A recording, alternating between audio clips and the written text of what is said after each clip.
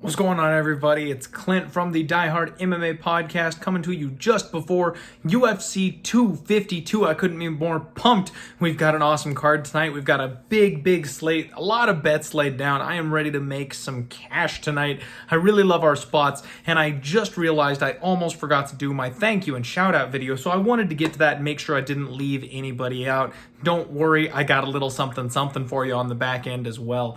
So first things first, I gotta say thank you. We got some tips after having a solid week last week, and we've got Joshua Lazar, Daniel Jenkins, Dylan Teese, not sure if I'm saying that right, I apologize, Kenny Richards, Giovanni White, Michael Lunday, and a big special thank you to Kevin Boss, who specifically contributed to the Fireball Fund, and I appreciate that because the Fireball is going to be flowing tonight, let me tell you that much. So first thing that was the first thing. Second thing, thank you all very much for that and all the support as always. Tonight, I'm going to be going live for the main card with my boys over at Pub Sports Radio. Do me a favor, hang out with the boys at odds.com. They do a live betting and a live stream show for the entire card, but I won't be on there this evening. I am going to go live with the Pub Sports guys when the main card gets rolling, the pay-per-view event. So if you want to come out and hang out with us tonight, we would love and appreciate it. We always like to interact with the chat, and that's where you'll get my live reactions to any shenanigans going on, winning and losing bets,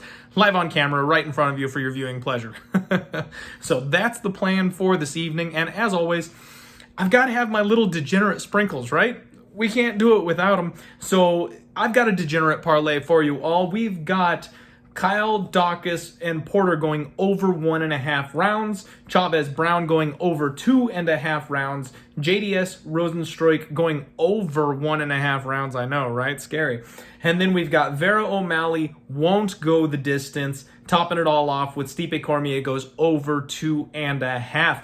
That degenerate parlay pays out plus 1997, so just shy of plus 2,000 on that bad boy. Just a little sprinkle, don't put a whole lot on it. This is dangerous. Those are some numbers that easily could get cracked. Obviously, the ones we're most scared about are going to be JDS, Rozenstruik, and then the big boys at the beginning of the evening. Both those could easily go under, but I've got a feeling they're going to get a little sloppy. There might be some grappling involved. I think those two will squeeze over, and hopefully we can cash that nice long shot parlay.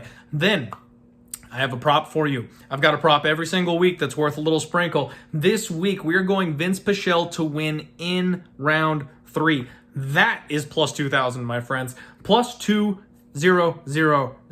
That's right. So the way I see this playing out is Vince Pichel, we've got a straight bet on him already. He is going to be able to survive round 1 with Jim Miller. Jim Miller dips off after round 1. His cardio starts to lag. He starts to breathe heavier. He doesn't have enough pop on his punches. He can't put people away. So if Vince Pichel gets out of round 1, I think we cash the straight bet on him no matter what. Now the line is just insanely off for him to go ahead and get a 3rd round finish. Vince Pichel is much bigger than Jim Miller. He hits harder. He's angry. He's mean. I think this is his first fight of 2020. And if this thing goes late when Jim Miller starts to fade, Vince will be ramping up the aggression, and I see a late TKO victory. Not to mention, we are getting plus 2,000 on this bad boy. I just think that line's off. I absolutely just think that line is wacko. I mean, the odds from the bookmaker are basically saying he's got a much better chance to finish it in rounds 1 or round 2, and I just don't see that because that's when Jim is the freshest. When you get Jim is when he tires out, when he slows down. Vince Pichel is not going to submit Jim Miller more than likely because of that jiu-jitsu experience difference.